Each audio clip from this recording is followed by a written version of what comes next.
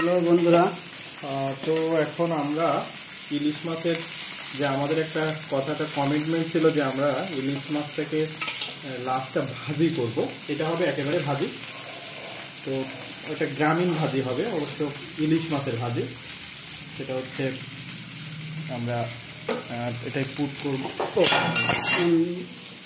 তো এই ইলিশটা একটা কড়া ভাজি হবে। হ্যাঁ, এটা হচ্ছে এটার সাথে আমরা পেঁয়াজ দিব, তারপরে রসুন দিব, তারপরে ঝাল দিব। কমনলি যে ভাজিটা হয় ডিম এবং মাছ একসাথে। তো আমরা এখন সেই প্রসেসটা এগোচ্ছি। আমাদের ফার্স্ট শুরু করলাম। তো আমরা এটা একটু কালার হয়ে আসবে, তখনই আমরা পেঁয়াজ রসুনগুলো এখন দিচ্ছি না, আগে সাঁতারটা ভালো করে দিব। তো তারপরে বাইদা বাই সব কিছু দেওয়া হবে। আমরা এটা আগে মাছটাকে হলুদ লবণ এগুলো মিক্স করে রাখছিলাম।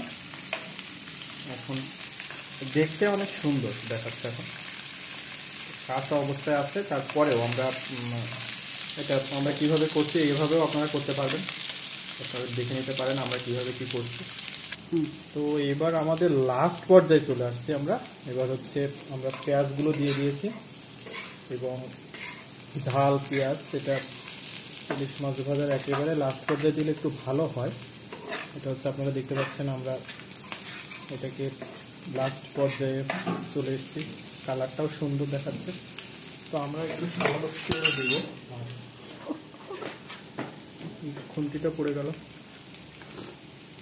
আমরা একটু অয়েল কুট করে দিচ্ছি এখানে। আসলে বেশি দেওয়ার প্রয়োজনীয়তা নাই, অবশ্য তেলের দিকে লক্ষ্য রাখতে হবে প্রায় সময়, যেহেতু বেশি কোলেস্ট্রল একটা ব্যাপার আছে। তো আমরা কোলেস্ট্রল জায়গাটা অবশ্যই মেনটেন করে চলব। এখন হচ্ছে ভাজির লাস্ট প্রান্তে চলে এসেছি বন্ধুরা। আমাদের ভাজিটা অবশ্যই স্পেশাল। এটা অন্য কেউ এভাবে করতে পারবে না, কারণ সবাই করবে, কিন্তু এটা একটা বিশেষত্ব আছে। কিন্তু আমাদের এটা স্পেশালি আমরা যেটা করছি সেটা আপনারা দেখছেন, আমরা প্রত্যেকটা জিনিস অনেক সুন্দরভাবে আমরা হচ্ছে ভাজার চেষ্টা করেছি আমরা। এবং কখন কোন জিনিসটা দিতে হবে এটা প্রপারলি আপনারা হয়তো অনেকে জানেন না, তাদের উদ্দেশ্যেই আমাদের এই ভিডিওটা করা। অবশ্যই দেখে নেবেন এবং কে কেমনভাবে রান্না করলেন আমাদেরকে জানাবেন।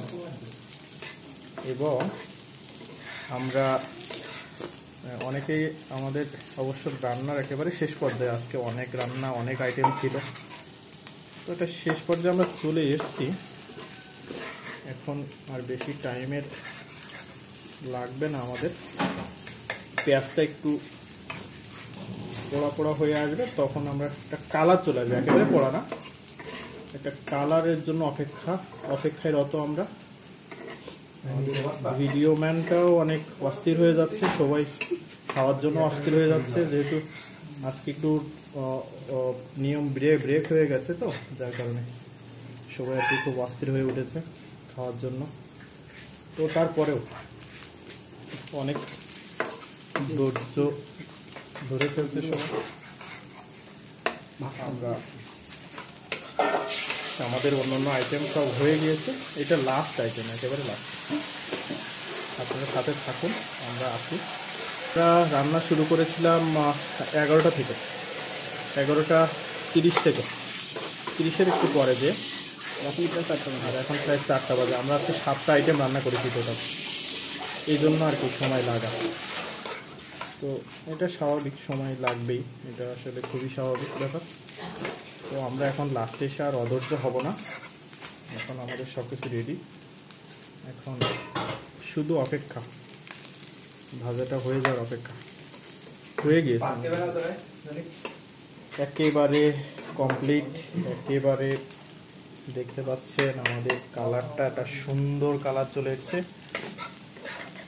ম্যাচ তো আমরা এটা আমাদের এই ঝালগুলো আমরা অবশ্য আস্তে আস্তে দিয়েছি, কাজটাকে যাতে অনেক সংক্ষিপ্ত করা যায় খুব সহজ মাধ্যমে আপনারাও এটা করে নিতে পারেন।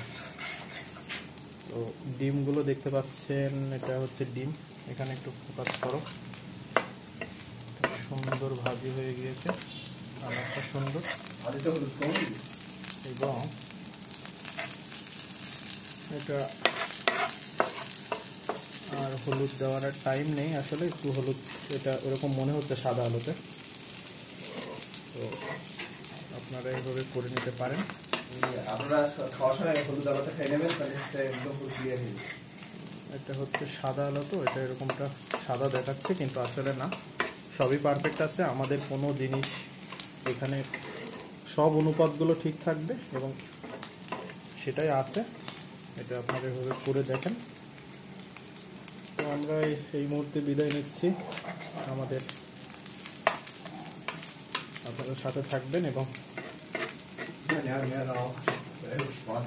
ওকে ওকে।